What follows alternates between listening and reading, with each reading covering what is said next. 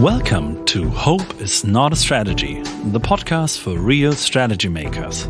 My name is Christian Underwood. And my name is Jürgen Weigand. In our strategy talk, we want to demystify the myth of strategy and show how you can win with strategy work in these volatile times. And in this podcast episode, we will explore the evolving landscape of strategy consulting, Jürgen. Today, we delve into the changing dynamics of the industry and the new approaches that are shaping the future of strategy consulting. I think in the past, there have been many predictions saying strategy consulting is dying. But I think it's not. It's even more relevant than we thought. But I think it has changed over the times. And therefore, we start in the first part with the evolving role of the strategy consulting. So let's start by discussing the growth of the consulting industry. According to the recent report, the global strategy consulting market has experienced significant growth in 2022. The German consulting industry, because we're in Germany, that's why we're looking a little bit more close to that environment, achieved a record of 15% increase in revenue. That's not bad. And this is the highest increase since 1992. So that means what, 30 years? Yeah, 30 years. And that's pretty much. And according to the latest studies, the industry revenue rose from 38 billion to 43.7 billion euros.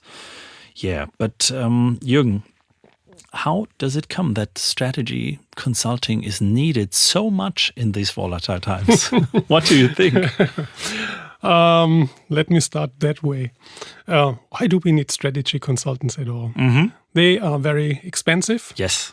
They take your time because they want to elicit information from you. Yes. And then they use the information to build big slide decks. And once they're done, they leave you with a mess. And you're the one who is the person to implement the whole stuff. Yeah. So I'm a bit surprised to hear these numbers. Maybe we would also have to look a little bit deeper.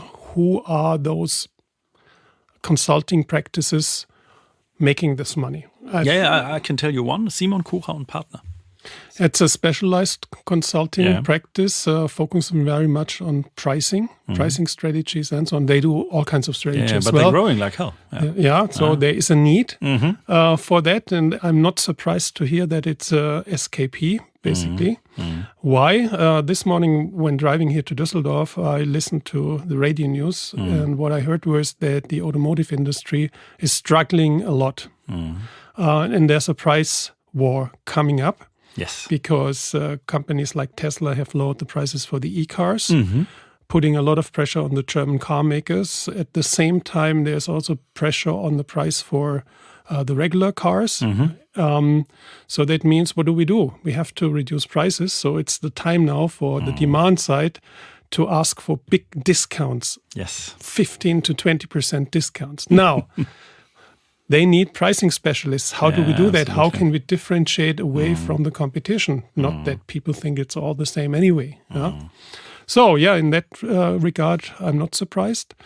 Of course, I'm also not surprised that we are talking about revenue, right? Yeah, sure. We're not talking about how profitable that growth is. No, that's right. So that means revenues also increase if we have more players in the market, right? So if the market size is increasing and we have more players, so we also get higher revenues.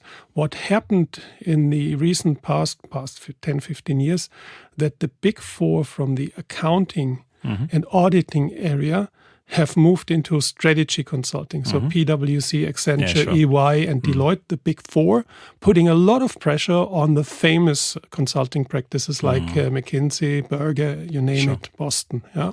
So this has definitely happened. But this is one aspect, more generally speaking, about competition. Typically, we think about competition as being a bad thing from a company perspective, eating up your margins. But competition can also be helpful to grow the market, to grow the attention for specialized needs like strategy advice. Yeah, sure. Or strategy software. Or strategy software. In our case. Yes. Yeah, that's helpful. But But let's stick with that. So what are potential disruptors? So Tesla was the disruptor in the EV market, and I really profit from that I can get a really, really good car for a really, really low price. So what do you see as potential disruptors for this industry and emerging trends? So the trends are pretty clear at the macro level. We have climate change, which means that companies really have to go deep into their organizations to fulfill the requirements, the CO2 footprint. Yeah. That has a lot of consequences. So you have to, if you're a manufacturing company, you have to maybe change your complete setup of operations, things like that. You have to optimize your supply chain. So climate change is the one thing. The other thing is deglobalization. Because of political reasons, we have problematic geopolitics going on. So companies try to make their supply chains more robust, more resilient. And of course, there are also experts needed to help them do that. So what I said earlier, I think there's a lot of potential for specialized consulting in the functional areas, also in the finance area. Of course, how do we finance investments into completely new areas which we have not dealt with before. ESG is another buzzword in this regard. So there are a couple of macro trends that impact heavily on companies. And since companies have limited resources, they can't easily build their own strategy units. I mean, the big companies, but even they use external experts. Absolutely. So that means there is quite some demand for consulting services. But let me throw one thing in. So it's all around the place. It's artificial intelligence and automation. So when we think of the, let's say, young analysts sitting at the consulting bench, doing analysis up and down for a lot of money. So what do you think will happen to that business model? As far as I have seen the development, most consulting practices are now performance-oriented. They not just charge a fixed sum and say, this is it, and we deliver certain results, and you do whatever you want to do with it. These results have to be tested by the company. Is this really what we wanted? Is it useful for us or not? And if the performance is not up to what was expected, then the consulting practice has to adjust and readjust things. So I think this is one significant trend, also coming from competition. Now, we talked about these volatile times. In volatile times, uncertainty is higher. That means to somehow reduce uncertainty, I want to have also advice from outside. So there is demand on the one hand side, but the demand is now mature demand. People know what they can expect. Those who constantly have consulting services in-house, right? And from experts, they know exactly what they want, and they say, okay, this is what you need to deliver. And if you don't deliver that performance, then you will be punished. There's a penalty. Whatever. So we have on the one side the big ones you talked about, but I see on the other side a lot of boutique consulting firms and freelance consultants are gaining real traction. And in between, there's nothing. Nothing left. That's very true. When we talk about the big consultancies, they cater to the needs of the big companies because smaller companies can't afford to pay them. So that means there is room for other players, for smaller players. Could be individuals, could be boutiques. And there are definitely also, there's a lot of expertise out there in the market. What I've seen recently is that some former corporate people venture in a certain age, 50 plus, they leave the corporation and they do something on their own, even join forces and found a small boutique. And of course, there's a lot of knowledge these people have. And it may make sense for smaller companies to look at the boutiques or even at some freelancers. Let me come to the next chapter, but stick a little bit to the topic of the, let's say, disruptors.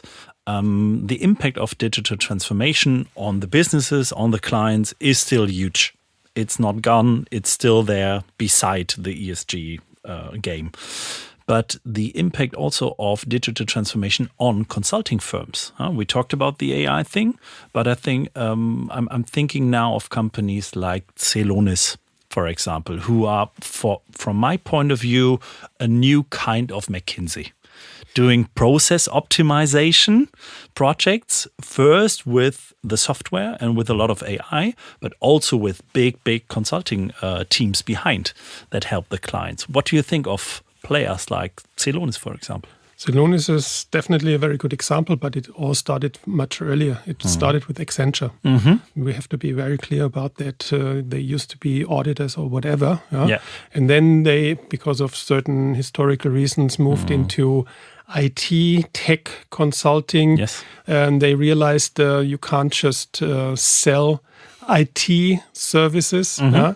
You can do more because IT over time has become a core practice for companies. So then we have access to all the other areas of the company, because if it's a core practice, then it's linked to everything else in the organization.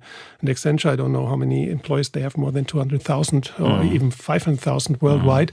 So they have moved into an area that was not covered before by the McKinseys and Bostons of this world, because they saw themselves as pure strategy consulting practices. And whatever was in the implementation, someone else could or should do. And now there is this big player, Accenture, and from that you can of course have a blueprint. And with AI, you don't need that many people anymore, right?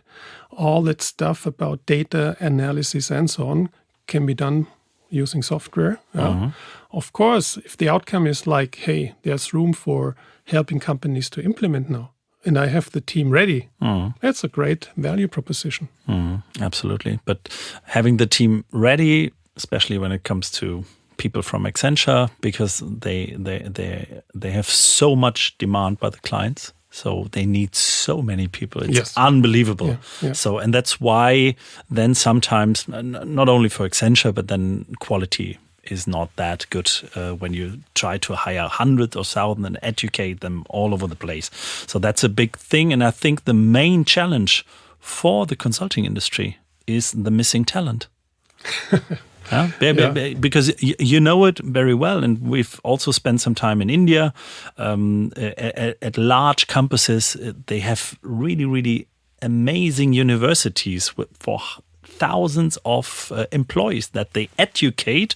They come from different backgrounds, from history, whatever, and they try to transform them into consultants. Yeah, absolutely. There's not only competition for clients, there's competition for talent. Pretty clear. And why is that so? Because the skill set these consultancies require now has changed. I mean, you can come from biology, history, all of that is great for diverse thinking. But you also need people with an understanding of technology. So this is why people who have been educated, I don't know, in a combination of business and technology are sought after. Or computer science people. I mean, if you're good in that regard, go out to the market, you have 10 job offers. Everyone is looking, not just the consultancies, also the corporates are looking for these people. Because you need people who understand data, who understand how to basically get the right information out of the data.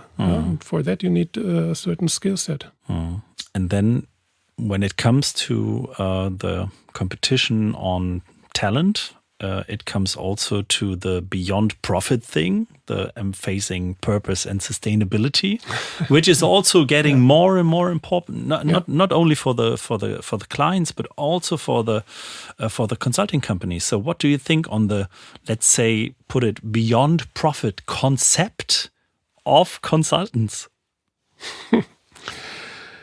I'm an economist, as you know. I know. And economists... That's why I'm asking. think about two things. First of all, we all are equipped with limited resources. So whatever we think about sustainability and all of that stuff, we have limited resources. We have to make the very best use we can. There are always trade-offs. So how do I invest my resources? Where do I invest them? Now, it's pretty clear that we have to do something about all the issues related to climate change, also related to diversity, inclusion, and so on. But this is part of what economists, now I'm coming to the theoretical aspect, call the utility. What is it that makes my utility the largest? And these different elements go into your utility function. Sure. In more business language, what is the benefit that I'm getting out of it? If it's that part of the benefit I want to create addresses more stakeholders than just my customers and employees, that's the name of the game. This is what you have to do. You have to factor it in and allocate resources to that part. Okay, Jürgen, we're close to the end of this workshop. What do you think will the new phase of consulting? I think it already has changed. We've seen in the market a lot of consulting also not just producing PowerPoints, but also are in the execution part. On the way, we see the big ones are getting bigger and really specialized small ones, and let's say digital equipped consulting firms. But what would you suggest could be the next big thing in consulting? So how can consultancy transform to the next? So what is the next in the next 5 to 10 years for consulting? Any ideas? Yeah, well, I think a lot of things still done by people will be automated. We will still need the people, but they will have a different task. And let me describe it for the level of strategy consulting firms. Yes. Yeah. It should be about what is it that we have to expect the unexpected, and imagine the unimaginable. And what are the consequences? So I'm a big fan of scenarios and scenario analysis. I think this can be a stronghold for strategy consultants in the future. Most of the business, though, will still be in the implementation. Translating the kind of strategy we have in mind into the different elements of an organization. Sure. And then optimize whenever needed and readjust whenever needed. So that kind of advice would be some kind of a permanent one, accompanying companies on their way in the implementation and execution process, and then closing the loop again. Nowadays, consulting firms, well, they are known for, once I have a foot in the door, more and more business is going to be created, whether it's necessary or not. So those consulting firms who can, first of all, deliver and then convince their clients this is really necessary business, they will gain.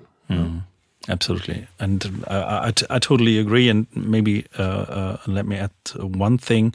So when we see and work with clients with the strategy frame, the digital one, our digital version, or see other consulting firms with our frame and our digital tool, it's really, really great, because then I think also the position of the consultant changed a little bit. You enable your client to see the data, to get the data, to track everything. So things that before that a PMO did, maybe, for example. And then you can help them solving the issues that came along the way. So you're becoming more and more kind of a coach. And then if he needs, or he or she needs, real special or specialized consulting services, then you can you see it directly, because then you are, baked in the whole process along with the data and with the strategy frame. And that's also really helpful. So we do not deliver then that kind of service if we do it on our own, because we do not have 100,000 consultants, but we know someone who could be the best. And I think a more specialized way of knowing what really is your advantage as a consultant is really key. I think that was a very good description, talking about basically enabling, strategy enabling. Yeah. In the previous podcast we talked about leadership, and people say about leadership it must empower the people in the organization. And here, as a consultant, you would not only enable strategy making in the organization, you would also empower people in the organization to do strategy on their own. And whenever they need help can be provided. Absolutely. And it's not only a game of, selling hours of heads, but selling value to the customer. Absolutely. And I think that will change more and more, in the future. Jürgen, thank you very much. Thank you.